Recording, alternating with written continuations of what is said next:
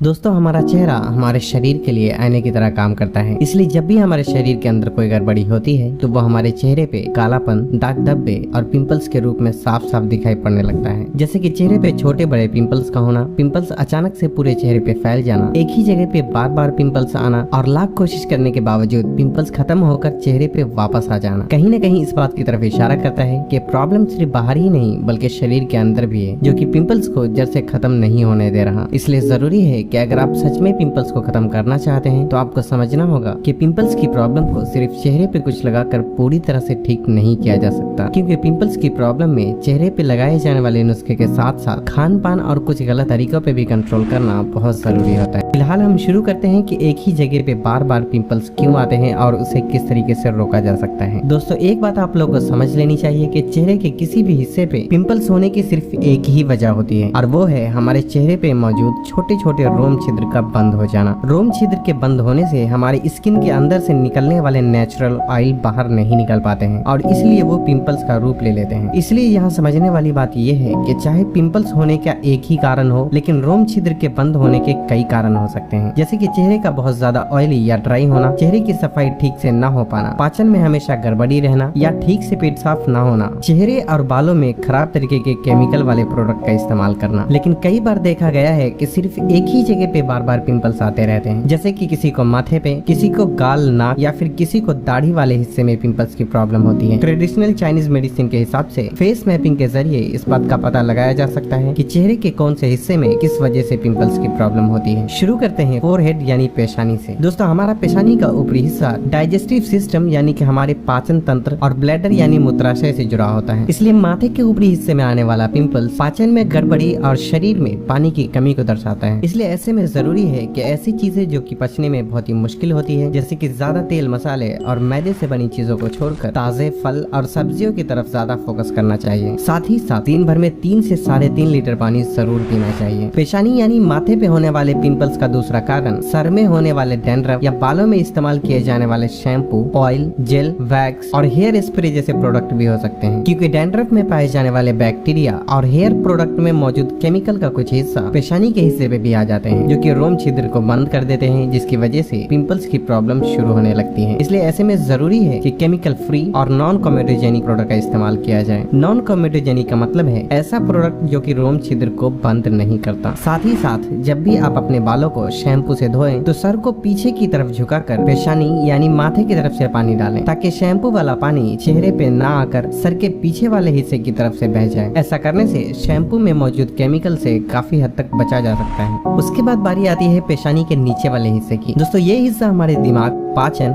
और vascular system से जुड़ा होता है। इसलिए पेशानी के नीचे वाले हिस्से पे आने वाला पिंपल्स स्ट्रेस, डिप्रेशन और नींद की कमी को दर्शाता है। इसलिए जरूरी है कि रात को जल्दी सोएं और 6 से 8 घंटे की अच्छी नींद जरूर लें। थोड़ी एक्सरसाइज और मेडिटेशन भी करें और अगर आप मुस्लिम हैं तो नमाज कायम जरूर करें, क्योंकि नमाज एक फर्ज इबादत होने के साथ साथ स्ट्रेस और डिप्रेशन को दूर करने में भी बहुत मदद करता है।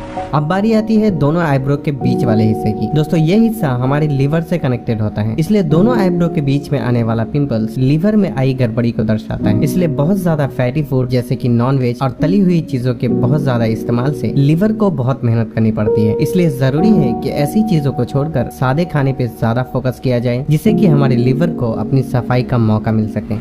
उसके बाद बारी आती है हमारे नाक वाले हिस्से की। दोस्तों, हमारे चेहरे का ये हिस्सा हमारे दिल की सेहत को रिप्रेजेंट करता है। इसलिए नाक पे आने वाला pimples high blood pressure, stress और खून में आई अशुद्धियों को दर्शाता है। ऐसे में जरूरी है कि धूम्रपान, शराब और बहुत ज्यादा तेल, मसाले, बहुत ज्यादा नमक और चीनी से बनी चीजों से परहेज करते हुए रोज 3 से 3.5 लीटर पानी पिएं। ताजे फल और सब्जियों का ज्यादा से ज्यादा सेवन करें। खासकर आपको अपनी डाइट में ओमेगा 3 रिच फूड को जरूर शामिल करना चाहिए, ताकि बॉडी के इन्फ्लेमेशन को कम करके खून में आई अशुद्धियों को दूर किया जा सके। कई बार नाक और उसके आसपास आने वाला पिंपल्स रात को बिना चेहरा धोए सो जाने की वजह से भी हो सकता है, क्योंकि चेहरे के इस हिस्से पे हमारी स्किन ज्यादा ऑयल छोड़ती है, जिससे कि चेहरे के इस हिस्से पर धूल मिट्टी भी बहुत जल्दी जमने लगते हैं। इसलिए जरूरी है कि रात को सोने से पहले चेहरा धोने का खास ख्याल रखें।